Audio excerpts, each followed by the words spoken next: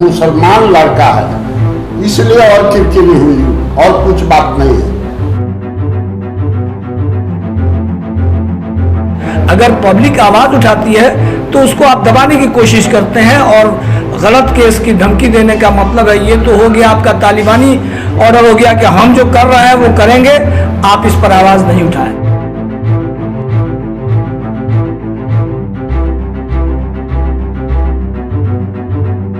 और ये कंप्लीट ये लोकतांत्रिक मूल्यों के खिलाफ है। अब BA, BCom, BSc और MA, MCom करें विश्व की सबसे बड़ी यूनिवर्सिटी इग्नू से। सॉल्ड असाइनमेंट और गाइड बुक्स प्राप्त करें। संपर्क करें Mahakal computers, DAV college gate के सामने, सिवान। प्रशासन के द्वारा किसी की अगर अरेस्टिंग होती है, अगर कोई आवाज़ उठाता है कत्ल के खिलाफ या पुलिस के नाकर्दगी जो है, जो फेल्यूरेंस है पुलिस का, अभी तक उन्होंने अभियुक्त को गिरफ्तार नहीं किया, दो कत्ल हो जाता है। अगर किसी की गिरफ्तारी होती भी है जो नेम्ड FIR में है तो उसको पुलिस छोड़ देती है, वहाँ से शक की बुनियाद होती है और लोगों के अंदर गुस्सा शुरू होता है। उसमें टारगेटेड करके किसी को भी आप गिरफ्तार करते हैं और इसलिए गिरफ्तार करते हैं कि पुलिस के ख़िलाफ़ या प्रशासन के ख़िलाफ़ किसी तरह की आवाज़ नहीं उठाई जाए, उनके फेल्यूरेंस पर निगाह नहीं डाला जाए। अगर कोई निगाह डालता है तो ये हमारा बुनियादी हक है कि पब्लिक उनको जगाने की कोशिश करती है कि आप यहाँ फेल्योर जा रहे हैं, आप ऐसा काम करें, तो उसमें एक बहाना तलाश करके आप उनको गिरफ्तार करते हैं। ऐसा करने से आपका जो स्टेप है वो ऐसा लगता है कि दमनकारी स्टेप है। आप पब्लिक को नहीं चाहते हैं कि पब्लिक को इंसाफ मिले। अगर इंसाफ के लिए और हक के लिए अपनी कोई लड़ाई लड़ता है तो उसको आप सप्रेस करते हैं झूठे और बनावटी केस और मुकदमे में फंसा कर, जैसा कि नेमत खां के साथ किया गया है।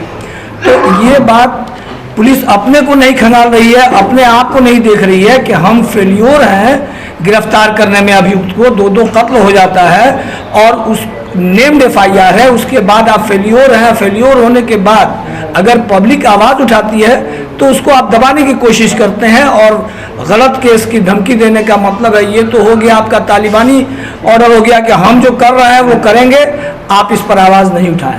पब्लिक इस पर आवाज़ नहीं उठाए।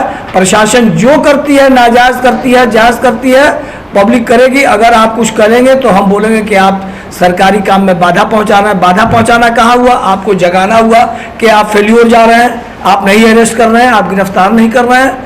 तो ये तो आपको जगाना हुआ, आपको ताकीद करना हुआ कि आप उस दिशा में काम करें जिससे अभियुक्त पकड़ा जाए, अभियुक्त को पकड़ें और जिसके साथ जो विक्टिम है उसको इंसाफ मिले। तो यही हमारा कहना है कि ये दमनकारी रवैया छोड़े प्रशासन और पब्लिक को सहूलत पहुंचाने का काम करे, पब्लिक को न्याय देने का काम करे। अगर इस तरह का काम करेगा तो एजिटेशन और भी बड़ा रूप धारण कर सकता है। मुसलमान लड़का है इसलिए और किरकिरी हुई और कुछ बात नहीं है। और झूठों लिए आचार संहिता और इधर उधर करके उसको फंसाया गया है। जो गिरफ्तारी की गई है सरासरी नाजायज है और उसे छोड़ करके गिरफ्तारी से बरी करके और तब कुछ जांच पड़ताल करते रहे लोग। राजनीतिक दल के द्वारा अभी प्रशासनिक पदाधिकारी कहाँ से लोग गाइड होता है, आप लोगों से बात छिपी हुई नहीं है। और प्रशासनिक पदाधिकारी न निर्भीक है और न ईमानदार है इस माने में। इसीलिए हम कहते हैं ये कहीं ना कहीं से उसका करके और प्रशासन के लोगों को अपने पक्ष में हैंडल करके और तब उसे गिरफ्तार कराएंगे। जो हम लोग का एजिटेशन चल रहा था उसमें अग्रसर था वो लड़का। हमेशा इतना पीसफुल आंदोलन चलाया, आँख के किरकिरी हो गया प्रशासनिक दृष्टि से। और उसको एक ही हम मांग करेंगे ये उसको रिहा लोग करें। कोई आचार संहिता शहर में नहीं है। शहर में अगर आचार संहिता रहता तो उसके खिलाफ देखा जा सकता था। हम एक ही अपने तरफ से मांग करेंगे कि उसे रिहा करें और जो कार्यक्रम है उसके खिलाफ जो जांच पड़ताल है करते रहें, लेकिन उसे फिलहाल रिहा करने की मैं मांग करता हूं। और ये सब कुछ हमारे यहाँ जो चल रहा है ये बड़ा अजीब ये मामला है, और ये ऐसा नहीं है कि एक ही एक सिवान की घटना हो गई है, एक दूसरे से लिंकअप है और ये कंप्लीट ये लोकतांत्रिक मूल्यों के खिलाफ है कि आज जो परिस्थिति है और ये जो मामला है, इसलिए नहीं है कि ये इसलिए कि लोगों को चिन्हित करके, क्योंकि मैं उस लड़के को कुछ दिन पहले से जानता हूँ और हमें लगता है कि वो जो CCA NRC का जो आंदोलन चल रहा था उसमें उसकी मुख्य भूमिका थी ना। और ये चिन्हित करके मैंने क्या है भाई, मोटरसाइकिल 2 बच्चे थे, कहा कि एक्सीडेंट हो गया। अरे भाई एक्सीडेंट अगर हो गया तो मोटरसाइकिल पे तो कम से कम उसमें कुछ होना चाहिए, खरोच भी आना चाहिए। कोई खरोच नहीं आया, कोई खरोच नहीं आया।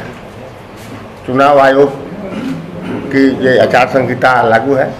हमको जहाँ तक ख्याल है, आप लोग पता करेंगे कि जिस समय आचार संहिता लागू हुआ, चुनाव की घोषणा हुई, उस समय शायद कहा गया था, मैं हो सकता है कि थोड़ा सा, कि यह आचार संहिता जो है ये शहरी क्षेत्रों में नहीं लगेगा। आप लोग पता कर लीजिएगा भाई, है ना, शहरी क्षेत्रों में ये नहीं लगेगा। यहाँ वैसा उसका कोई काम नहीं है। बावजूद इस ढंग की ये जो कार्रवाई हुई है पुलिस की, हम ये कल कई दिन से पढ़ रहे हैं। हमने रात शाम को फ़ोन किया, संयोग से हमको ये बात भाई क्या हो रहा है, जो है बड़ी विचित्र स्थिति है। इन्होंने कहा कि भाई हम जो है चाहते हैं कि इसके में प्रेस कॉन्फ्रेंस किया जाए। मैंने कहा कि मैं ज़रूर आऊँगा ना, और इस मुद्दे पर जो है एक मजबूत आंदोलन, ये केवल प्रेस कॉन्फ्रेंस तो एक अथी है कि भाई हम लोगों को बताएं, लोगों को जागृत करें, लेकिन इसके लिए हम एक मजबूत आंदोलन करें, इसकी ज़रूरत है।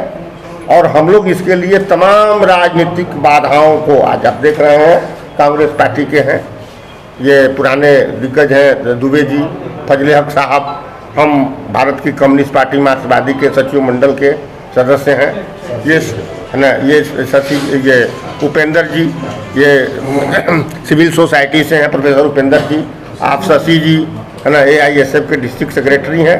हम बाकी लोगों को भी जो है ये इससे जोड़ेंगे और जोड़ करके हम ये आगे की कार्रवाई करेंगे।